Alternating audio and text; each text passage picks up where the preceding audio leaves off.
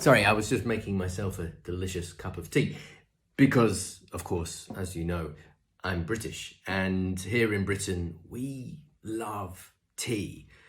We have tea all the time, maybe 3 or 4, maybe even 5 cups of tea every day. Me personally, I have a cup of tea first thing in the morning with breakfast, and then another tea at around about 11 o'clock in the morning, and then tea with lunch, tea at 4 o'clock on the dot, and then maybe another tea in the evening. So we're talking about 3, 4, maybe 5 cups of tea every day. So it's a big part of our lives.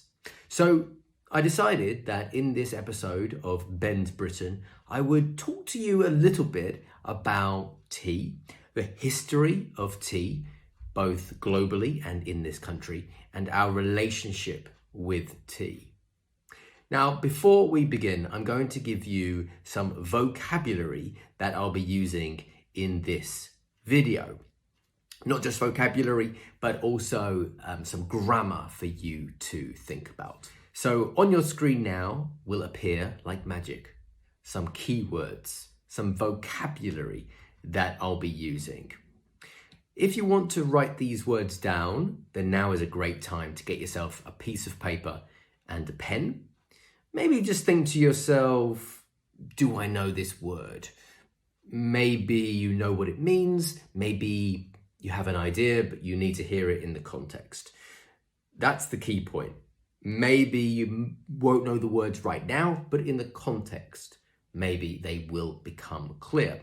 And if they don't become clear, then don't worry. Hopefully you'll learn some new words. And then at the end, we'll take a look back at the words, what they mean, and how I use them. The other point is about grammar. In this episode, we're going to be looking at the difference between to be used to, and usually, because often students mix up these 3 ideas.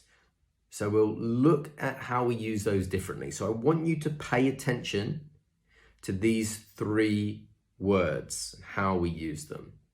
Again, at the end, we'll come back to it to look at how I use them and what they mean and how they're different.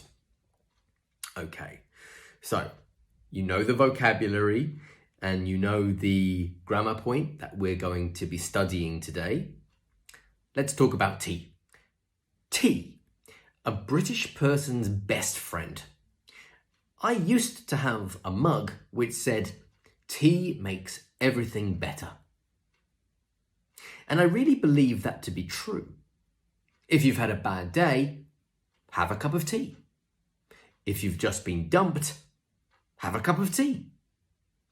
In the UK, we drink tea like water. I usually have 4 cups of tea every day. 1 with breakfast, 1 at around 11 a.m, 1 with lunch, and 1 at tea time, which is around 4 p.m.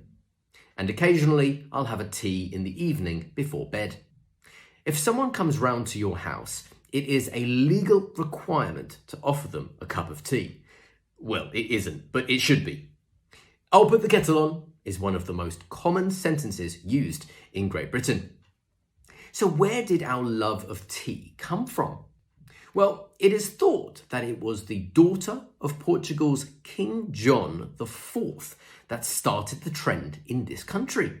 She married King Charles II in 1662, and her favourite drink was, yep, you guessed it, tea. Tea was already a popular beverage in Portugal, and when she married the king, a chest of tea was shipped over to the UK. Tea then became popular amongst the nobility and wealthier members of society. It was a drink for the rich, too expensive for anyone else because of the tea tax. But when William Pitt the Younger became Prime Minister, he cut the tax from 119% to 12.5%, making it affordable for everyone. Thank you, William Pitt the Younger. And so now, in most UK households, you will find a big box of tea in the kitchen cupboard. Literally billions of tea bags are produced and then used every year. So how do you make the perfect cup of tea in the UK? Well, everyone has their own way of doing it, but in Britain, we have it with a drop of milk. There are strong teas, which non-British people might find a bit too much, and weaker teas, for those who aren't used to such intense flavours. Some people like it with more milk than others. If you're making a cup of tea for someone, always start with very little milk. You can add, but you can't remove. So don't put in too much. The correct question to ask is, how do you like your tea? And the answer could be, milk and 1 sugar, please. Or milk, no sugar, or something like that. Okay, now you know the history and culture of tea in the UK and how to make a great cup. Okay, so let's take a look back at the vocabulary and the grammar that I mentioned at the start. Firstly, did you hear the vocab? And did you hear the grammar point, used to and to be used to? Well, let's take a look back. So we'll start with the word mug.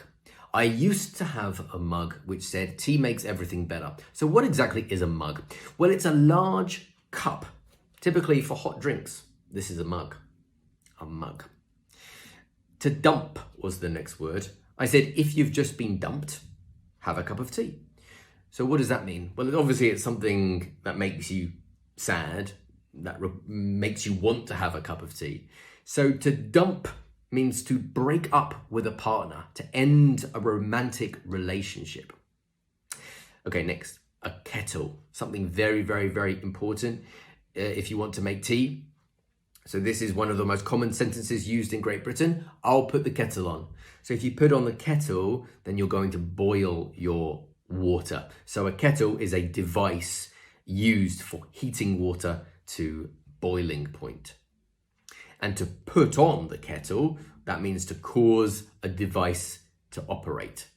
Put on a kettle, put on the light, anything like that. Okay, next, beverage. Did you hear this word? So I was talking about the history of tea. Tea was already a popular beverage in Portugal. So a beverage is a drink, but it's not water. We never would say that water is a beverage, but anything else is a beverage. The next word, chest. Again, this was part of the description of the history. I said when the daughter of Portugal's King John IV married King Charles II, a chest of tea was shipped over to the UK. So a chest is a box, a large, strong box, usually made of something like wood. Okay, next we have the word wealthy. And I use this in the comparative form. Tea became popular amongst the nobility and wealthier members of society. So wealthy means rich. So the richer members of society. The next word was tax. So tea was a drink for the rich. It was too expensive for anyone else because of the tea tax. And a tax is a compulsory contribution to state revenue. Okay, 2 more words. Household. So I said in most UK households, you will find a big box of tea in the kitchen cupboard. So household is a house and its occupants. So altogether, it's called a household. And the last word was a drop. So I said, in Britain, we have tea with a drop of milk. We can also say a dash of milk, and this means a small amount of liquid, a drop of milk or a dash of milk. Okay, hopefully those keywords are clear. But what about the grammar point? The difference between used to be used to, and usually. So let's look at where I used them. So we start with, right at the beginning, I said, I used to have a mug. So that means that in the past I had a mug which said tea makes everything better, but now I don't. So used to is used when something was different in the past to how it is now. Another example could be, I used to go to the gym every week, but now I hardly ever go. What about to be used to? So let's look at the context here. So this came nearer the end. I said weaker teas are for those who aren't used to such intense flavors. So to be used to something means to be accustomed to something, to have adapted to something. And so in my sentence, I said weaker teas are for those who are not used to these intense flavors. They're not familiar with them. They haven't adapted to them. They are not accustomed to them. And usually is used in the same way that we use the word often or normally. So the context here was I usually have 4 cups of tea every day. So usually here is normally. It's a regular habit. I usually have 4 cups of tea every day. So it's a regular habit. Okay, hopefully that grammar point is clear. So thanks very much for watching this video. I hope you found it interesting and informative and you picked up a few new words and maybe learned a bit of grammar as well. If you enjoyed this video, then please don't forget to like and subscribe. And in the comments section below, I'd love you to tell me what beverages you drink in your country. Maybe not tea, but is there something else which is really popular where you live? Thanks for watching today's episode of Ben's Britain, and I'll see you next time for another video.